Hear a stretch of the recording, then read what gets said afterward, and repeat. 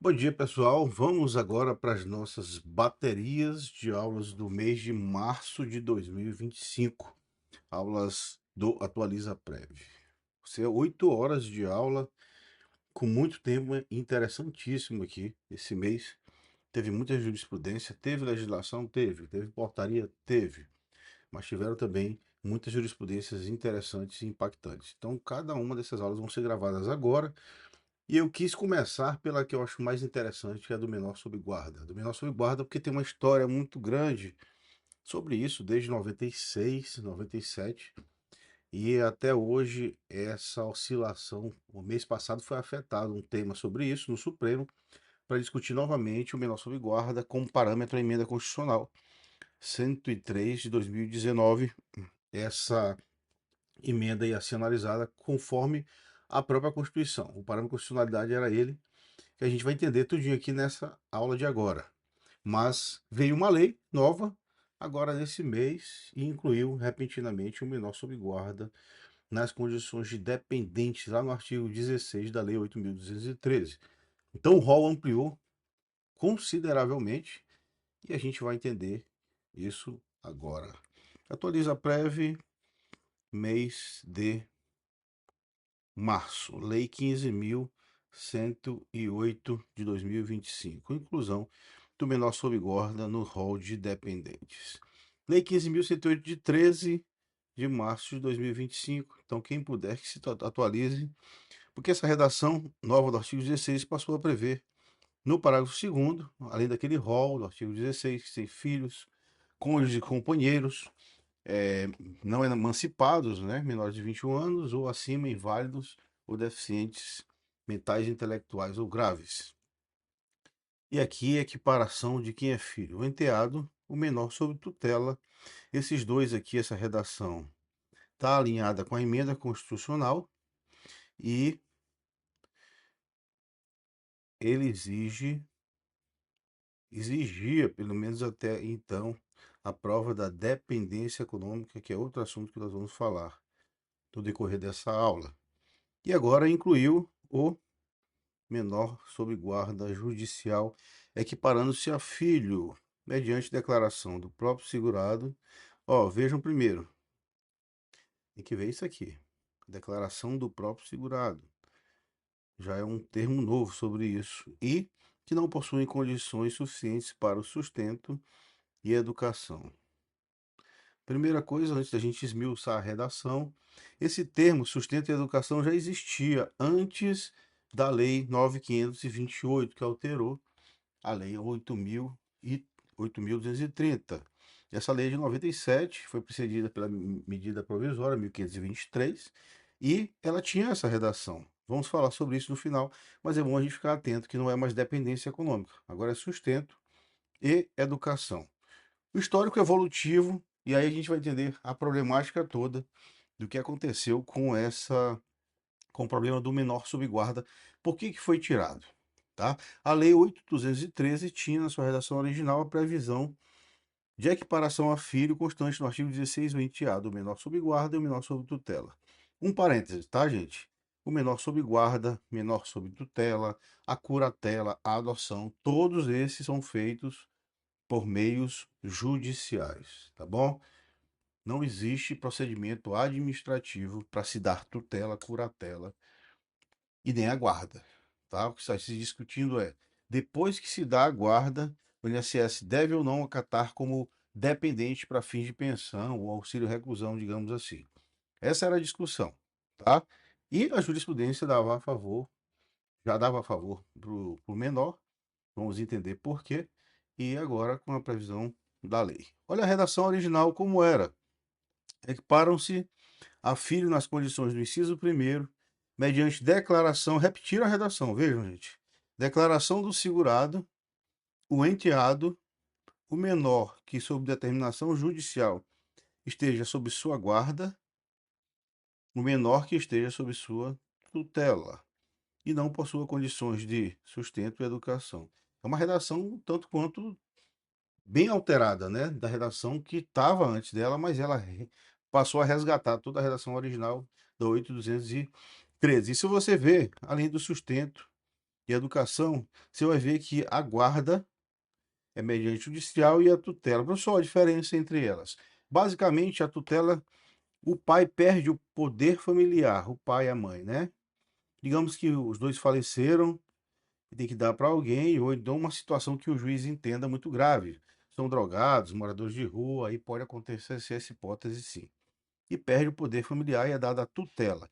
Esse tutor, ele tem toda a responsabilidade exclusiva sobre o menor, diferente da guarda. A guarda é uma espécie de cuidado com o menor, mas não tira o poder familiar. Você tira isso a conclusão como? Além de ler isso na instrução normativa, veja lá do artigo 527 para frente, da instrução normativa 128, também tem lá no ECA, que é a base todinha deles. Acredito que parágrafo 4 do artigo 30 ou 33 diga alguma coisa disso, que os pais também permanecem com a mesma obrigação, tá bom? E o que aconteceu? A redação original dava tudo isso e veio a Lei 9.528, a que eu mencionei agora há pouco. Ela veio precedida da medida provisória 1596, depois da medida provisória 1523. Essa aqui é um mês antes da outra. Então saiu, iniciou aqui em outubro de 96 e a lei é de dezembro de 97. O que que essa lei fez? Estava tendo nessa época, isso aqui é a época do governo Fernando Henrique, e estava tendo muita discussão no INSS, dizendo que tinha muita fraude de menores, colocados como menores sob guarda de avós, justamente para perpetuar a pensão. E isso acontecia muito de verdade. O que acontece? A mãe mora com a filha e essa filha tem um filho, então um neto. E a renda da casa, principalmente aqui no Maranhão, eles vivem só da renda da avó. E a avó está doente, está para morrer, e usavam esse artifício para colocar ele como menor sob guarda e ter direito à pensão por morte. Por isso o INSS fez essa luta para tirar, e na prática retirou, mas acabou voltando. Vou explicar aqui tudinho como aconteceu. Inclusive internalizado pelo INSS por uma decisão do Supremo, duas ADIs, e essa prática diminuiu, na prática diminuiu, porque o INSS meio que botou um freio. Mas agora vai voltar e que a gente tenha muito cuidado sobre essa questão da guarda. Como é um processo feito fora do INSS, é feito lá na Justiça Estadual, eu acredito que os juízes e os promotores tenham que acompanhar mais de perto. Já acompanham, né, na verdade. Mas sempre com um olho clínico para saber se a intenção não é fraudar a autarquia. A nova lei alterou a redação do parágrafo 2º para retirar o menor sob guarda do rol de dependentes. Vejam, isso em 97, tá? O enteado e o menor tutelado equiparam-se ao filho mediante declaração do segurado e desde que comprove a dependência econômica. Essa é a redação nova. Aumentou o que, gente? Aumentou para dependência econômica e deixou só enteado e menor tutelado. Aqui tirou, cortou o menor sob guarda. E aqui na própria lei, se você for ver, é uma dica também. Quando você for ler as leis, o interessante é ler aquela lá do Planalto que diz quais foram os artigos que foram revogados, para você entender a história dela. E também aqui as observações, ó. ADI 2110, ou melhor, 2110. É acostumado a falar com a 2110, que é a ADI de isenção de salário maternidade. A ADI 5878 e a 5083, essas ADIs é que trouxeram essa previsão, tá bom? Então a redação original aqui tirou o menor sob guarda. Deixa eu tirar esse risquinho aqui. Tirou o menor sob guarda, deixou o enteado, o menor tutelado, isso em 97, e colocou dependência econômica. O INSS passou a agir como? Passou a negar os benefícios de pensão por morte e auxílio reclusão nos casos de menores sob guarda para fetos geradores a contar da alteração legal, levando os casos a milhares de judicialização. O que aconteceu? O judiciário ficou oscilando. O STJ, inclusive, passou a ser a favor do INSS no começo, depois mudou a decisão. As decisões que que negaram a inclusão deles, tá? A inclusão do menor sob guarda, se baseavam no raciocínio do INSS ao aplicar a redação literal da lei, cuja exclusão não permitia mais a manutenção do menor sob guarda como contemplado. A considerar que a inserção pode gerar aumento de despesa sem prévia fonte de custeio. Isso aí era o raciocínio inicial.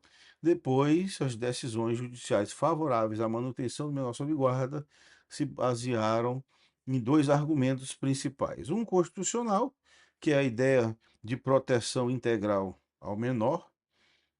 Eu, particularmente, tenho um certo freio contra essas decisões universais com base na Constituição, essas auto-executoriedades de políticas públicas com base na Constituição. Você não resolveu o problema do mundo desse jeito.